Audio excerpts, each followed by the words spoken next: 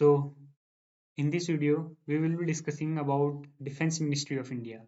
तो इस वीडियो में हम डिफेंस मिनिस्ट्री के बारे में बात करेंगे और उसी के रिगार्डिंग एक जो रिसेंटली ऑर्गेनाइजेशन चल रही है, मीटिंग चल रही है, जिसमें डिफेंस मिनिस्टर राजनाथ सिंह ने अपना एक बयान देते हुए जो यूथ ऑफ इंडिया है उसको मोटिवेट किया और बोला कि आओ हम सब मिलकर एक नया स्टार्टअप खोलते हैं जिस जिसको हम यूनिकॉर्न बनाएंगे और वो डिफेंस से रिलेटेड होगा।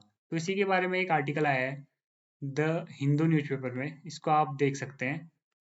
ये आर्टिकल की हेडलाइन आप देख सकते हैं, Rajnath praises startup powering defence innovation ecosystem. मतलब वो ऐसे इकोसिस्टम को पावर अप देने की कोशिश कर रहे हैं या बढ़ावा देने की कोशिश कर रहे हैं, ऐसा इकोसिस्टम बनाने की कोशिश कर रहे हैं जिसमें हम डिफेंस स्टार्टअप्स को और ज़्यादा महत्व दें और उनको बढ़ावा दें।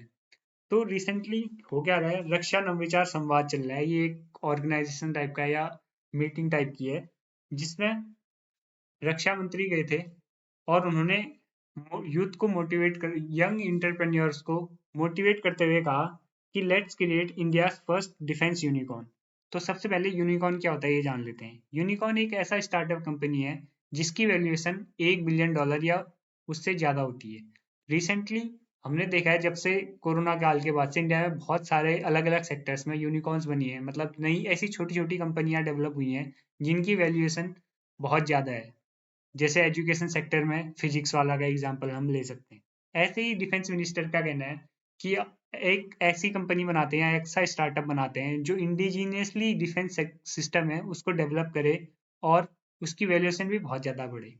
आज के टाइम पे ऐसा स्टार्टअप खोलना इतना ज़्यादा मुश्किल नहीं है, क्योंकि बहुत सारे private players, mutual funds, financial hubs और गवर्नमेंट खुद डिफेंस सेक्टर में काफ़ी ज़्यादा इन्वेस्ट कर रही है। और जो हमारी गवर्नमेंट है वो बहुत ज़्यादा मेक इन इंडिया या इंडिजीनियस डिफेंस सिस्टम को या प्रोडक्ट्स को बढ़ावा दे रही है। इसका एग्जांपल हम जोहो से भी ले सकते हैं।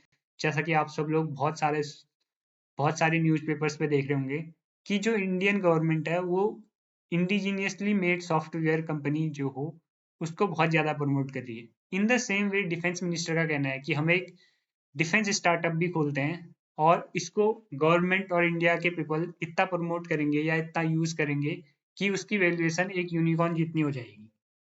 और इसी के साथ जो डिफेंस मिनिस्टर है उन्होंने ये भी कहा कि the Wars of tomorrow will be fought with algorithm, autonomous system and AI. इसका मतलब ये है कि जो आने वाली समय में वॉर होंगी वो एल्गोरिदम्स पे, ऑटोनोमस सिस्टम पे और एआई के बलबूते पे जीती जाएंगी या उसके बेसिस पे लड़ी जाएंगी। इसका मतलब क्या है कि जो ह्यूमन इंटरेक्शंस है वो कम हो जाएंगी, पर जो मशीन लर्निंग्स हैं, जो एल्गोरिदमिक वॉर्स हैं, जो dependence of machine in AI है या ह्यूमन इन एआई है, ये भी वॉर के सेक्टर में या डिफेंस सेक्टर में भी बढ़ जाएगी।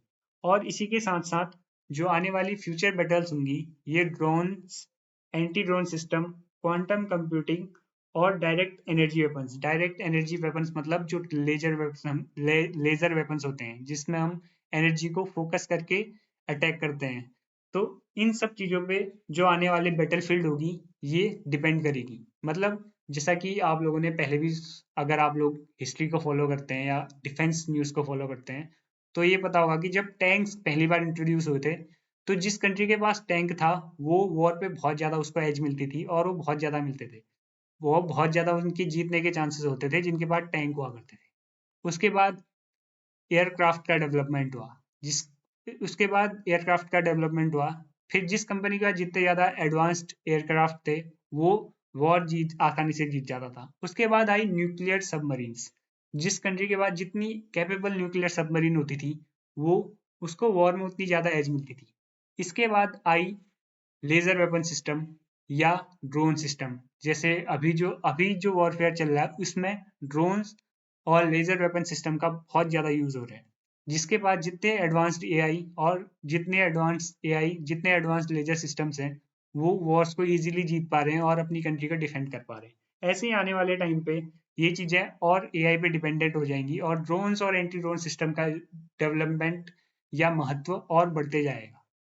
इसी पे डिफेंस मिनिस्टर का कहना था कि जो भी यंग इंटरप्रेन्योर्स हैं वो डिफेंस स्टार्टअप खोलने की कोशिश करें और ये सब चीज़ें ड्रोन्स, एंटी ड्रोन्स और लेजर वेपन सिस्टम के इर्द गिर्द फोकस्ड होनी चाहिए, ताकि आने वाले फ्यूचर में इनका रेलेवेंस बने रहे और इससे हमारी जो इंडियन मिलिट्री है इसको भी फायदा हो और डिफेंस कैपेबिलिटीज भी हम इससे अपनी बढ़ा पाए। इसी के साथ साथ उन्होंने ये भी बताया कि 2021-22 में हम टोटल 74,000 करोड़ स्पेंड करते थे डिफेंस प्रोक्योरमेंट में, जो कि हम इंडिजीनियस कंपनी से खरीदते थे, यानी कि गवर्नमेंट ऑफ इंडिया 74,000 करोड़ का डिफेंस इक्विपमेंट इंडियन कंपनी से खरीदती थी। वो बढ़ के 2024-25 में 1.2 लाख करोड़ तक हो गया है। ये बताता है कि गवर्नमेंट ऑफ इंडिया भी बहुत ज़्यादा सपोर्ट कर रही है इंडिजीनियसली मेड डिफेंस सिस्टम को या डिफेंस प्रोडक्ट्स को। तो आई होप कि आपको आइडिया लगा होगा कैसे जो गवर्नमेंट है वो इंडिजीनियसली डेवलप्ड डिफेंस सिस्टम को बढ़ावा दे रही है और कैसे जो आने वाले समय है उसमें हम और ज़्यादा डिफेंस यूनिकॉर्न्स इंडिया में डेवलप होते हुए दिखेंगे और इसके लिए इकोसिस्टम डिफेंस मिनिस्ट्री तैयार करने के पूरे मूड में। आई होप कि ऐसा जल्दी से जल्दी हो और जल्दी से जल्दी हम देखें कि इंडिया में स्टार्टअप्स बढ़े और इंडिया में जॉब क्रिएशन भी इससे बढ़ेगी। तो इस वीडियो में यहीं तक, धन्यवाद।